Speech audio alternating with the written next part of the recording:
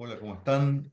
Dando continuidad al cursado de Bioestadística 2025, vamos a empezar a trabajar con un tema entretenido, ¿sí? Más aplicado, tal vez un poquito más complejo. Vamos a empezar a usar algunas tablas, ¿sí? Que para algunos le va a resultar un poquito dificultoso, pero eh, de ahora en adelante también va a ser común que en la mayoría de las clases utilicemos algunas tablas para ayudarnos, así que les va a venir bien empezar a practicar con esto que es una de las tablas más sencillas que tenemos. Vamos a empezar a ver hoy entonces distribución de probabilidad, ¿sí? En clases anteriores habíamos empezado a hablar de probabilidad, ¿sí? Vamos a recordar algunos conceptos.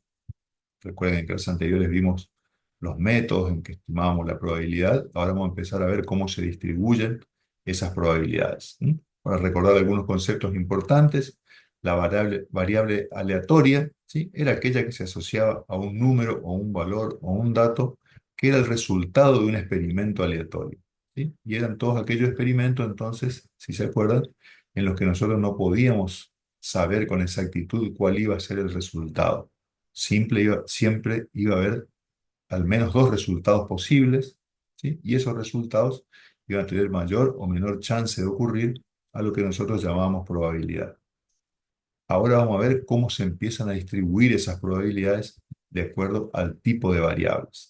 Recuerden que tenemos variables cualitativas, cuantitativas y cualitativas, y a su vez dentro de las cualitativas teníamos nominales y ordinales, y dentro de las cuantitativas teníamos discretas y continuas. Todos estos son casos de variables aleatorias y según el tipo de variable va a cambiar su distribución. Entonces, ¿cuál es el objetivo de esta parte de la estadística? Y aquí les voy a hacer una aclaración.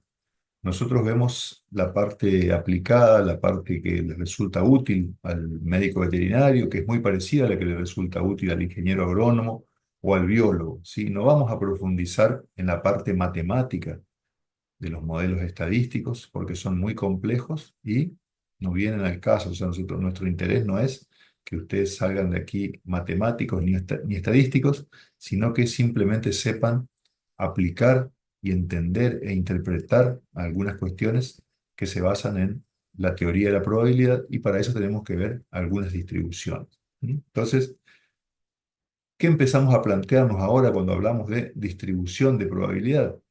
Vamos a empezar a hablar de modelos probabilísticos. Entonces, en esta y en la próxima clase, y en algunas más, vamos a ver de qué manera vamos a trabajar con modelos que describan de la mejor manera posible el comportamiento de la variable que estamos estudiando. Entonces, obviamente, si tenemos distintos tipos de variables, va a haber distintos tipos de modelos probabilísticos.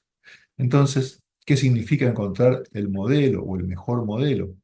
Encontrar una función, y cuando hablamos de funciones, una función matemática, que pueda explicar el comportamiento de la variable aleatoria en los diferentes experimentos en particular que vamos a ir desarrollando. Entonces, dijimos que había modelos para las variables cualitativas y o discretas. Bueno, aquí tenemos algunos de los más comunes. Nosotros vamos a trabajar en general, la mayor parte de la que vamos a ver aplicado a variables de tipo cualitativas, la distribución binomial. Existen otros, estos dos son de los más comunes, y hay otros más que ni siquiera se los vamos a mencionar, pero sí sepan que cuando vayan a estudiar se van a encontrar con que hay varios modelos según el tipo de material que utilicen. Le van a aparecer algunos poquitos. Si le aparecen poquitos, en general va a ser la distribución binomial, que es la más utilizada, y por ahí se va a extender alguna de estas, y si van a un libro con más profundidad en la estadística o en la matemática, van a aparecer otros que nosotros optamos por no mencionar, ¿sí? Y dentro de los modelos probabilísticos continuos, es decir, aplicables a variables cuantitativas continuas, vamos a ver varios modelos. El que está resaltado en rojo es el que vamos a trabajar hoy, la distribución normal o el modelo de Gauss, ¿sí? Que se aplica básicamente a la mayoría de las variables con las que uno está acostumbrado a trabajar, siempre que sean cuantitativas continuas. Pero después vamos a ir viendo algunas de las otras en las distintas clases más adelante.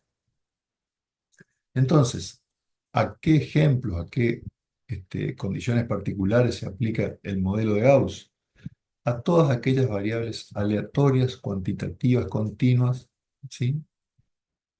Que no tengan ningún tipo de alteración particular que sea de consideración especial, ¿no? Por ejemplo, la distribución del peso corporal de los animales, la altura de las plantas, la temperatura corporal, la cantidad de uniones de la actividad enzimática de una enzima, la concentración de glucosa en sangre. O sea, muchos de los ejemplos que vamos a ver este, lo podemos trabajar dentro del modelo de distribución normal o de distribución de Gauss.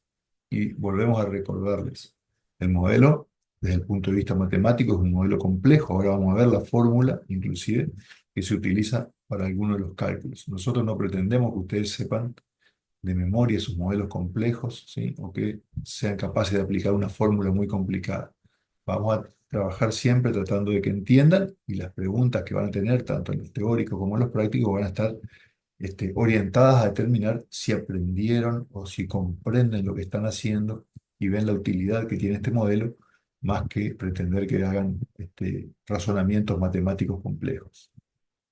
Entonces, en este modelo, ahora vamos a ver, ¿sí? Es una distribución simétrica en la que adquieren importancia estadígrafos como media, mediana y moda, que corresponden a los valores próximos al punto medio, ¿sí? Y los valores de dispersión, los que se van a destacar, ahora vamos a ver la varianza y el desvío estándar, que nos informan sobre la variabilidad del conjunto de datos respecto al centro de la distribución, ¿sí? No es que los demás valores no tengan importancia, pero en el modelo de Gauss vamos a ver que básicamente vamos a trabajar con la media y el desvío estándar. ¿Y para qué nos va a servir conocer ese modelo de Gauss? Fíjense lo que nos estamos planteando aquí, por ejemplo. Tenemos, esto ya vimos en clases anteriores, ¿sí? Una población con un mismo promedio, ¿sí? Si cambia su variabilidad, o en este caso, como está presentado aquí, son tres poblaciones diferentes, donde el promedio se mantiene, pero cambia el desvío estándar, ¿sí? Hay mayor variabilidad, al haber mayor variabilidad, este, los, las curvas tienden a aplanarse, cuando hay menor variabilidad tienden a ser más picudas las curvas, esto ya lo habíamos visto en estadística descriptiva. Ahora, si conocemos el promedio y el desvío estándar, podemos hacer algún tipo de predicciones respecto a la distribución de los elementos dentro de estas poblaciones. Yo les voy a hacer algunas preguntas. Por ejemplo, ¿en qué grupo será más probable encontrar un individuo, un XY, que al medirlo, pesarlo, no sabemos con qué estamos trabajando, pero su valor sea 115? Recuerden siempre que con variables cuantitativas continuas, los valores exactos en realidad dependen del instrumento de medición que tengamos, ¿sí? Es una variable continua y tiene infinitos valores, pero a fines didácticos pensemos esto. Y fíjense, en las tres poblaciones tenemos 100 en el medio. En las tres poblaciones podemos encontrar individuos que pesen 115, si esto fuera peso, fíjense, lo tenemos aquí, lo tenemos aproximadamente por aquí y lo tenemos aquí. Ahora, ¿tenemos la misma probabilidad de encontrarlos en cada una de estas tres poblaciones? Fíjense que habíamos dicho que este histograma, esta distribución de los valores dentro de la población, que nosotros podíamos medir como la frecuencia relativa, ¿sí? O absoluta, dependiendo en qué esté medido en el eje, pero nos da una indicación, ya nos está dando una indicación de probabilidad. ¿Qué es más probable? ¿Encontrar este individuo o este individuo que hay muy poquitos? Y seguramente va a ser más probable encontrar los que haya más cantidad. Bueno, con ese mismo criterio, si nos fijamos, el individuo que pesa y cuyo valor es 115 tiene muy poca probabilidad de ser encontrado en esta población, es casi nula, un poco más alta en esta, ¿sí? Y bastante más alta en esta otra, ¿sí? Entonces, la dispersión que haya dentro de la población ya nos está diciendo bastante de las probabilidades que van a tener los diferentes elementos. Otro tema a considerar: ¿qué es más probable? ¿Encontrar un individuo cuyo valor sea 105 o el de valor 115. Y si yo me fijo en las tres poblaciones, 105 y 115 están desplazados, obviamente, y fíjense qué pasa. Siempre 105 tiene un valor más alto que 115 en esa población, en esta población y en esta otra población. ¿Sí? Entonces, ¿cuál va a ser más probable? Y seguramente que 105. 105 va a ser más probable en cualquiera de las tres poblaciones que 115.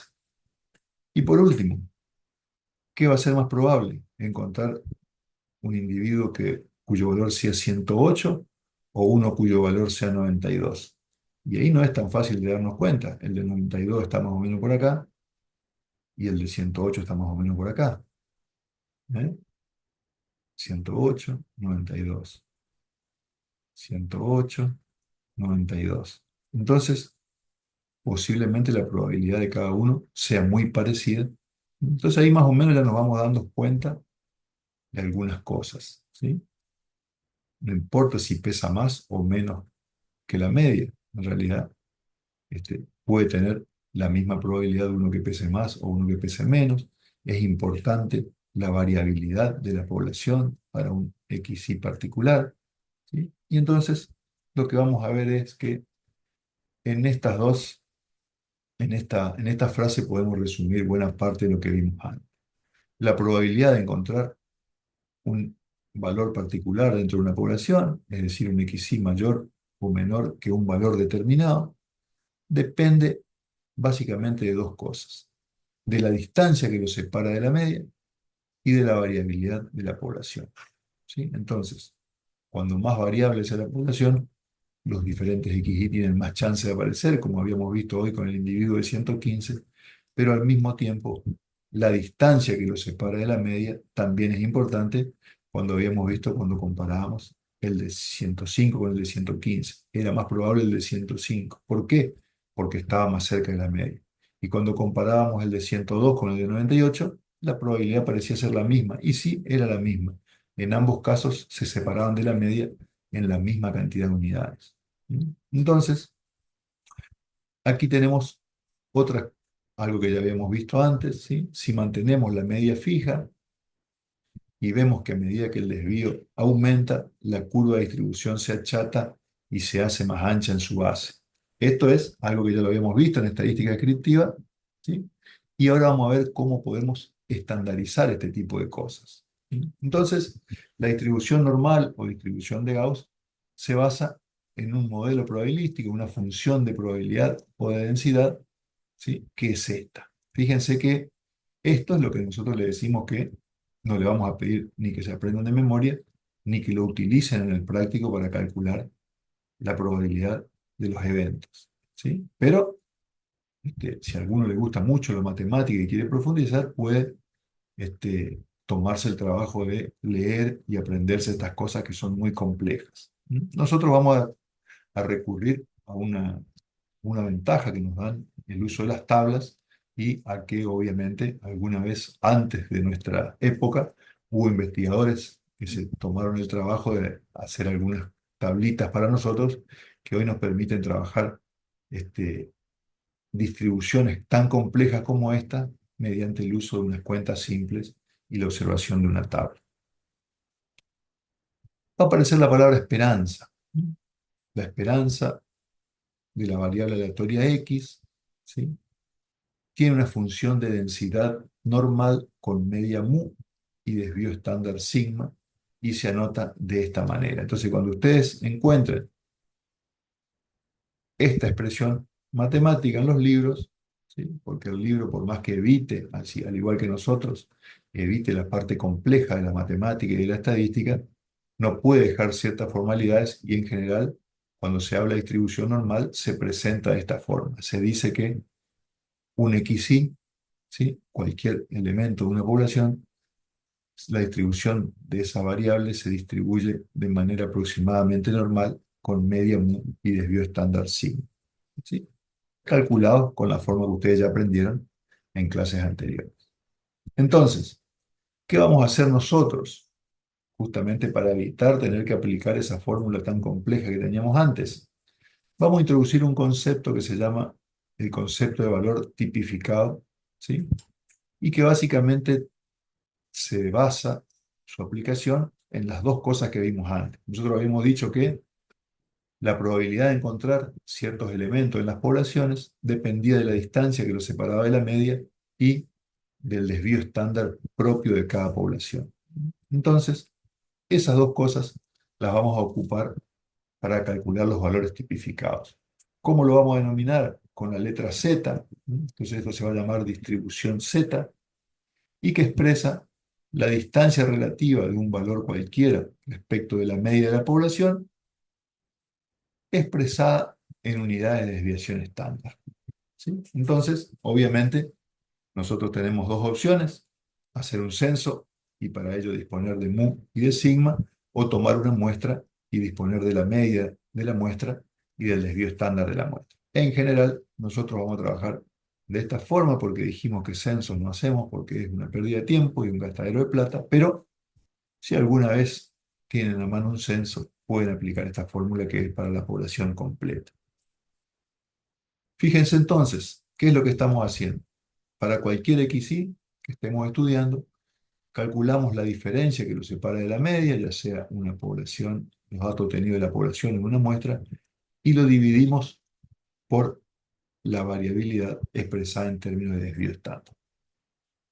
Entonces, nosotros podemos aplicar esa fórmula a cualquier observación en la población que era más variable, en la que era intermedia o en la que era poco variable. ¿Sí? Aquí está representado por histogramas, aquí simplemente un polígono de frecuencias. Ahora bien, tenemos estos tres modelos. ¿Sí? Dijimos que el valor 115 era más probable en este, menos probable en este y mucho menos en este.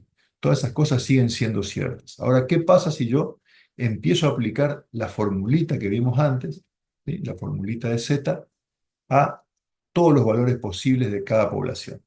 Nos vamos a encontrar, si hacemos eso, con que cualquiera sea la población de la que provienen los datos, ¿sí? Todas me terminan dando una misma campana de distribución, que es la campana de distribución normal o de Gauss, que es la que se utiliza para las variables cuantitativas continuas. Fíjense cómo nos va informando cómo se acumulan los valores, ¿sí? Y fíjense que acá en el centro, ¿quién está? Está el valor cero, ¿sí? Porque si yo aplico esta fórmula a cualquier XY, los más frecuentes, ¿cuáles son? Los que están cerca de la media. O sea, la media, la mediana y la moda son los valores más frecuentes. Entonces, si la mayoría de los valores están cerca de la media en cualquiera de las tres poblaciones, el resultado más frecuente de esta resta va a ser cero o un valor muy próximo de cero. Por eso los valores cero y los próximos a cero son la moda en esta campana y a su vez son la media. ¿Sí? A medida que me alejo de la media de la población, este resultado empieza a tomar valores cada vez más grandes, ¿sí? Y fíjense que al dividirlo por el desvío estándar, los resultados dan cercanos a cero, 1, 2, 3. Fíjense que encontrar un valor que dé mayor a 3 es casi imposible, o menor a 3, o sea, un valor negativo mayor a menos 3 es casi imposible. ¿Y por qué es esto? Y bueno, simplemente porque es muy poco probable, y escuchen bien esta frase, es muy poco probable que un elemento de la población se desvíe más de 3 o menos de 3 desvíos estándar de la media. Entonces eso es re importante entenderlo y saberlo, porque nosotros ya sabemos tomar una muestra, ya sabemos calcular la media y ya sabemos calcular el desvío estándar, ¿sí? Ahora sabemos que la probabilidad de encontrar un elemento que se desvíe más o menos de 3 desvíos estándar es casi imposible. Eso nos da como cierta garantía, ciertos límites entre los cuales se van a encontrar los elementos de nuestra población, ¿sí? Si calculamos todos los valores posibles, nos vamos a encontrar con que la media de la distribución Z es cero y el desvío estándar de la distribución Z es 1. ¿Sí? Entonces, a partir de cualquiera de estas poblaciones, empezamos a aplicar esta fórmula. Recuerden que en todos los casos la media era 100. Bueno, empiezo con los valores menores, intermedios, mayores, voy calculando 80 menos 100 dividido el desvío, 95 menos 100 dividido el desvío, y resulta que cuando calcule todos los valores posibles, la media va a ser 0, porque la mayoría no se desvía nada, y así como se desvían algunos positivos, se desvían otros negativos, la media de la distribución Z es 0 y el desvío estándar es igual a 1. Entonces, esta propiedad que tiene la distribución normal Z, la distribución de los valores tipificados, nos va a permitir a nosotros hacer cálculos probabilísticos, ¿sí?, de una manera muy sencilla, que ahora vamos a ver. Entonces, fíjense, volvamos a los ejemplos anteriores. Dijimos que cualquiera sea la distribución, si lo transformamos en valores de Z, todos confluían hacia la misma distribución teórica que subyace. Entonces, fíjense esta frase, qué importante que es. Como en todas las poblaciones la media es 100, ¿sí?,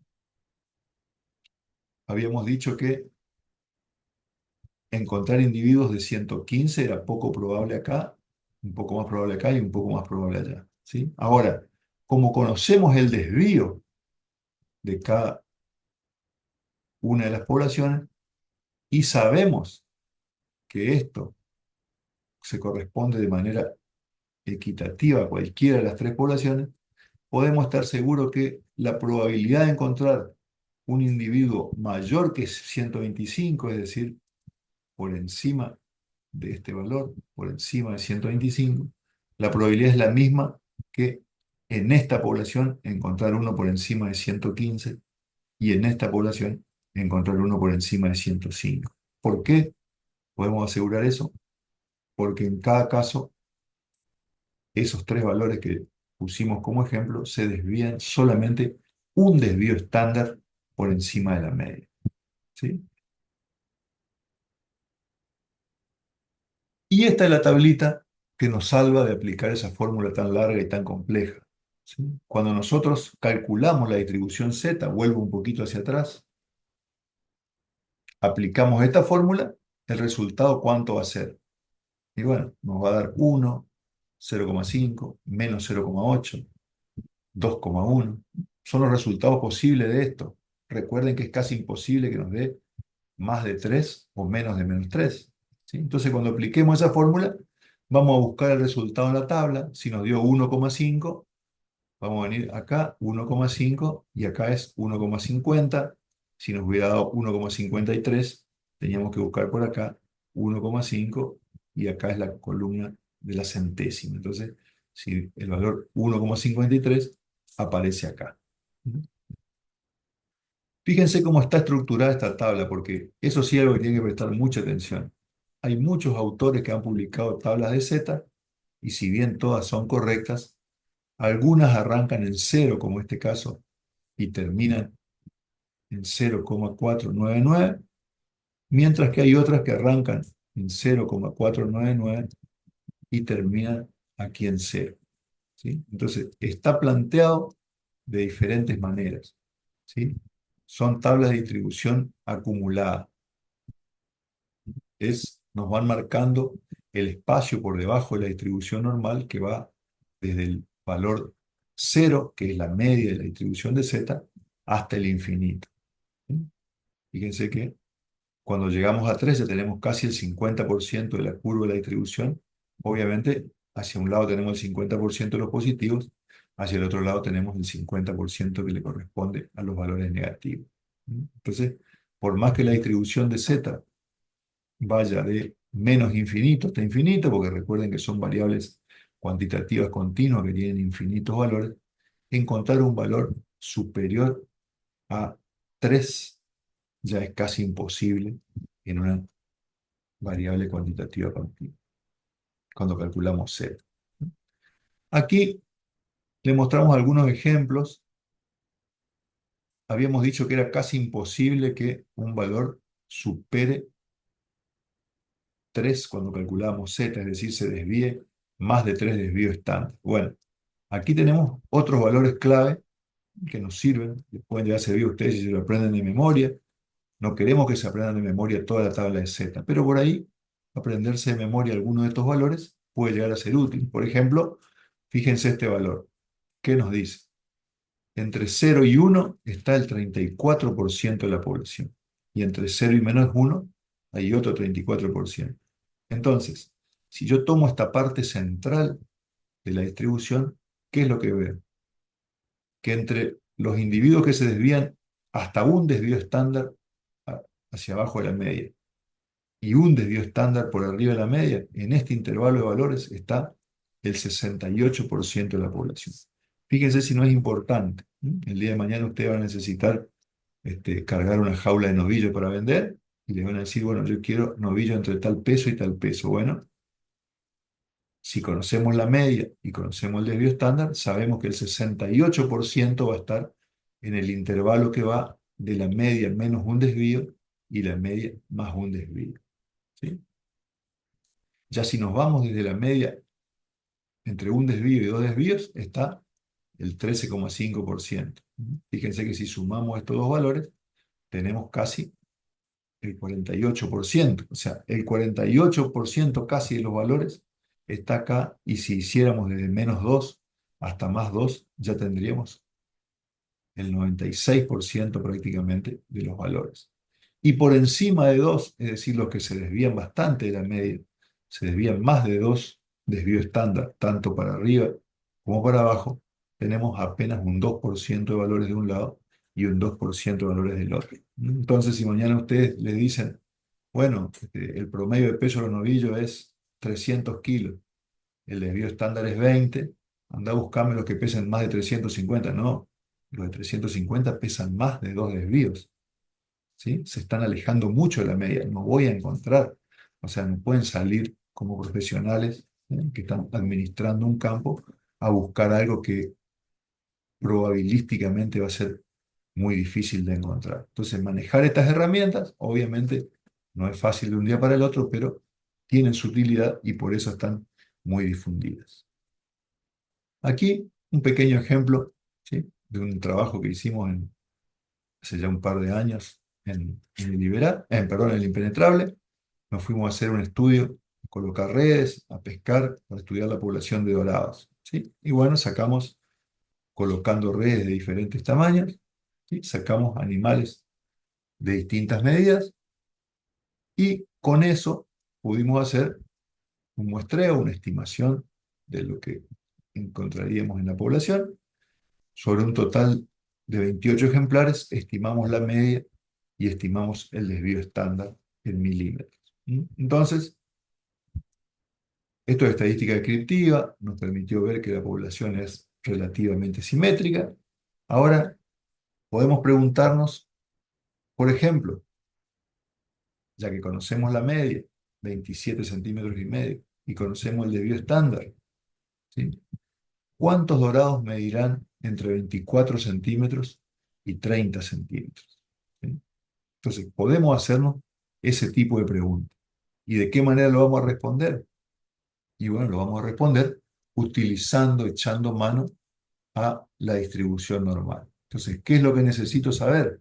Lo que necesito saber es cuántos desvíos estándar se alejan los de 24 centímetros y cuántos desvíos estándar se alejan los de 30.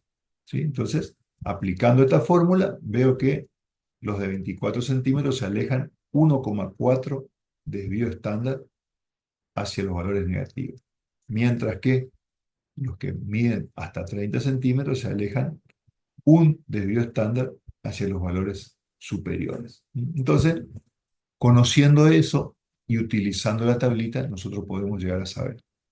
Si yo, sin usar esto, simplemente vuelvo un poquito hacia atrás, simplemente con los resultados obtenidos en el muestreo, les preguntaba cuántos ejemplares podrán medir entre 24 y 30 centímetros, y bueno, sí, unos cuantos seguramente, pero es difícil hacerlo a ojo, ¿sí? Sin embargo, hacemos esto transformamos esa variabilidad que está expresada en milímetros a unidades de desvío estándar, ¿sí? El valor menor que nos pusimos es 1,4 desvíos hacia los valores negativos a la izquierda de la media. Este otro valor, un desvío estándar por encima de la media. Entonces, buscamos en la tabla de Z estos dos valores y calculamos cuánto es el porcentaje de la población que medirá entre 24 y 30 centímetros. Nos vamos entonces a la tabla de Z, ¿sí? Uno de los valores era 1,40 y el otro era 1. ¿Dónde los encontramos? Y bueno, 1,40 va a estar acá, en la fila 1,4, columna 0,0. ¿Qué nos dice la tabla?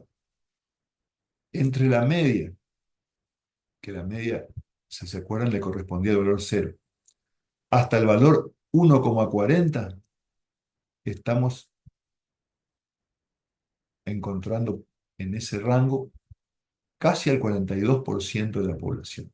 Fíjense cómo a medida que los valores de Z van aumentando, acá van aumentando hacia allá y aquí van aumentando hacia acá, rápidamente empezamos a cubrir cada vez más porcentaje de población. Entonces,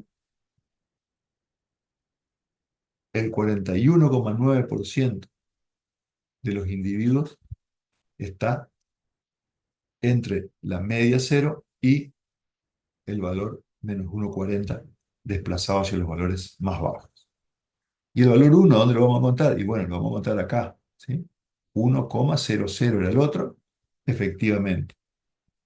Y esto ya lo hemos visto en una diapositiva anterior, ¿sí? Entre la media y el valor 1, es decir, el conjunto de elementos que se desvían de la media hasta un desvío estándar, está incluyendo el 34% de la población. Entonces, no tengo el gráfico aquí, la campana graficada nuevamente, pero si de la media para los valores menores tengo casi el 42% de la población y de la media hacia los valores mayores tengo el 34%, este le correspondería a 30 centímetros y este a 24, entre 30 y 24, en ese intervalo, sumamos esto y nos va a dar aproximadamente un poquito más del 86% de los dorados de esa población están entre 24 centímetros y 30 centímetros. ¿Cómo llegamos a esa conclusión? Calculando los valores tipificados. Entonces, esto tiene mucha utilidad, ¿sí? El día de mañana, como les dije antes, les puede pasar estar a cargo de un campo, ¿sí?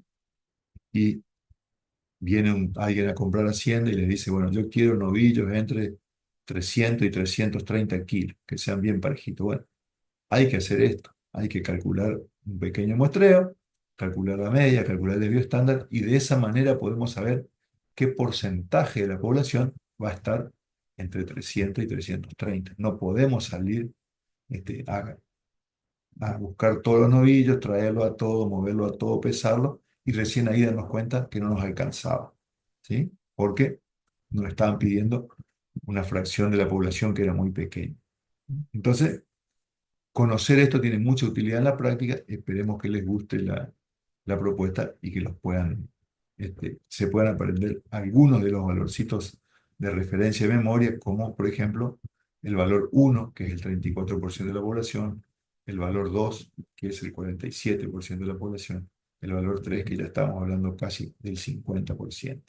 Fíjense que encontrar un valor 3,1, 3,2, 3,3 ya prácticamente no cambia nada, ¿eh?